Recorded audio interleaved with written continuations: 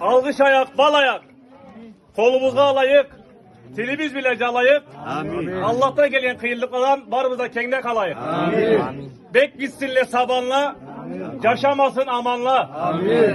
Sabanlanın tübü bile cılancırıp ötmesin. Amin. Bu üyden ikilik ketmesin. Amin. Bu üyge kıyılık getmesin. Amin. Kartlarımız köp yaşasınlar. Amin. Analarımız sabileri bile kullansınlar. Amin. Yaşlarımız cigitle olsunlar. Amin. Kızlarımız cıldızda da oturasınlar. Amin. Kelgen kelin ünlü nasibıdır kutlu olsun. Amin. Kök cenesin curtlu olsun. Amin. İşara kelsin küle kelsin. Amin. Bir bolsun eri bile.